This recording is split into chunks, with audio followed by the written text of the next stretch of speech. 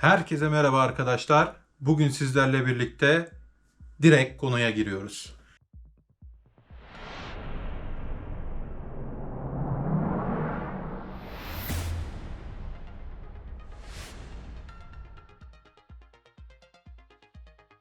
Evet arkadaşlar, bana bu konuda çok yorum ve soru geldi. Evde cep telefonuyla bu ürün fotoğrafı işini nasıl halledebiliriz diye.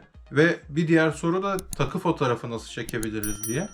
Bugün bu iki konuyu da birlikte bu videoda anlatmak istiyorum sizlere.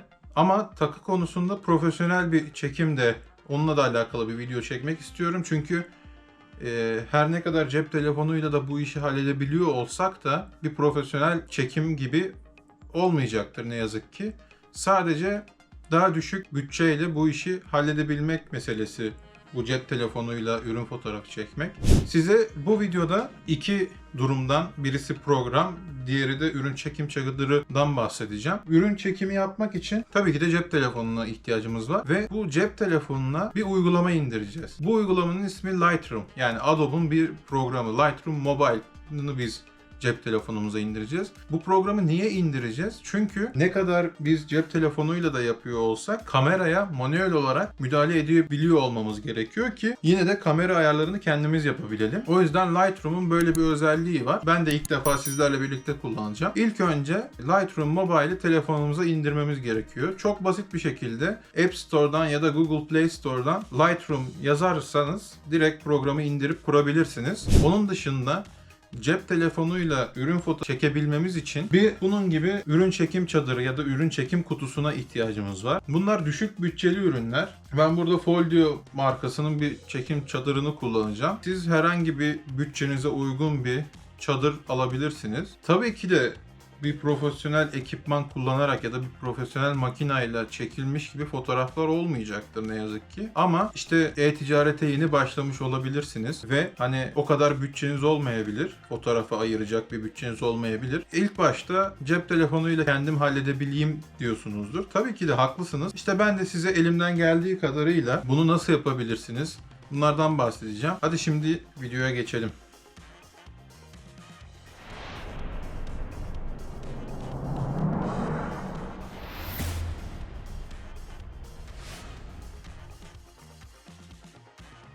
Evet arkadaşlar, telefonumuza Lightroom'umuzu kurduktan sonra ben şimdi bir ekran kaydını başlatayım.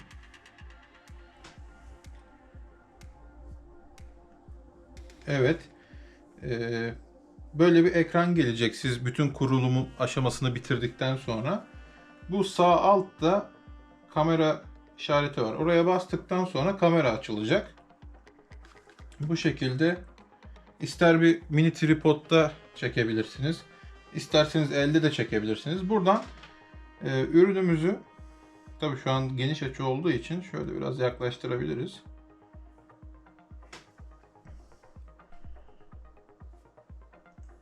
İşte pozlamamızı ayarlayabiliriz.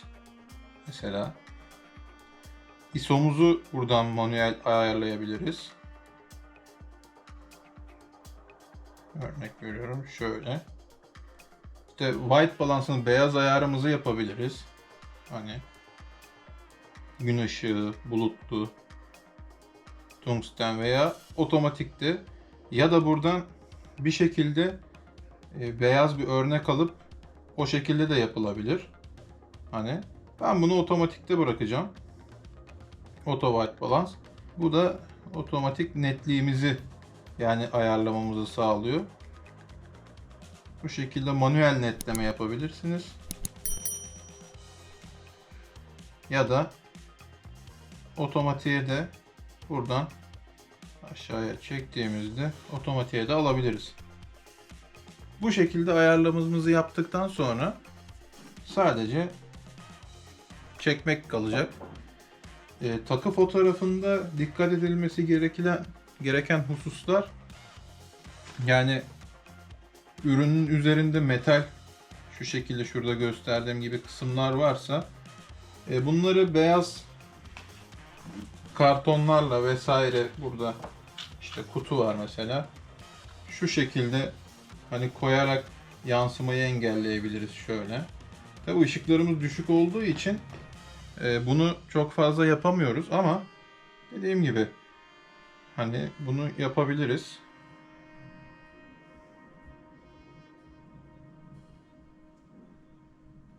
Ekran kaydımız gitmiş. Şimdi tekrar bir en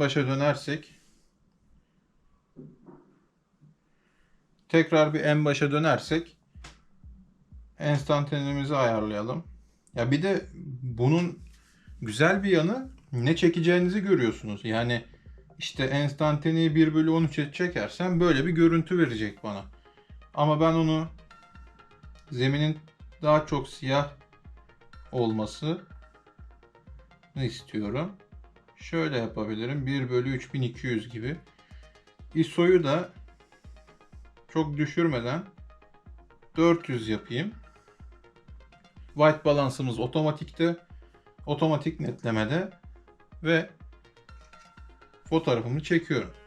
Şu metal kısımlara gelirsek şöyle yapayım. Bu çadırın yanında ekstra alabileceğiniz böyle harici ışıklar var. Hani bunu da kullanabilirsiniz. Şöyle mesela şuraya koyabiliriz. Bir tane daha var. Onu da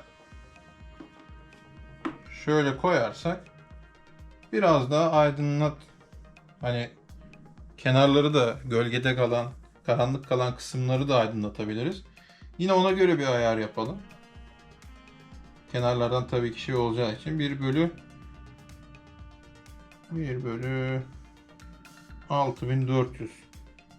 ISO'yu da 320 yaptım. Şimdi tekrar bir fotoğrafımızı çektik. Şimdi bir ürün daha var. O da yine takı. Ona da gelelim. Şu ekran kaydını kapatalım. Onu da şöyle aldık. Onu da şöyle yapabiliriz. Mesela böyle bir kutu ya da benim elimde olmadığı için şu an yok. Hani mermer olabilir. Bir konsept oluşturmak için. Ondan bahsediyorum. Şu şekilde ayarlayalım. Bunu koyalım.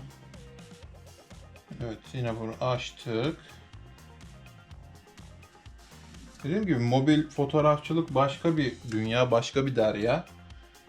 Ben çok bu konuya vakıf değilim ama yani fotoğrafçılık konusunun işimiz olduğu için az çok neler yapılabilir size bunlardan bahsetmek istedim. Çok da soru gelince bu soruların bir cevabı olması gerekiyor diye düşündüm. O yüzden böyle bir video hazırlamak istedim sizlere. Umarım beğenirsiniz. Evet, bu ürünümüzü de şöyle koyduk. Evet, yine Lightroom'umuz açık. Evet.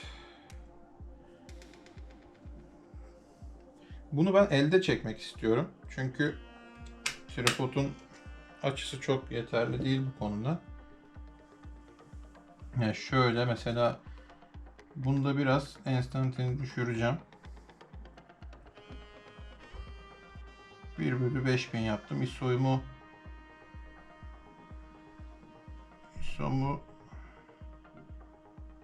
320'de iyi gibi gözüküyor. Şu ışığı biraz şöyle çevireceğim ki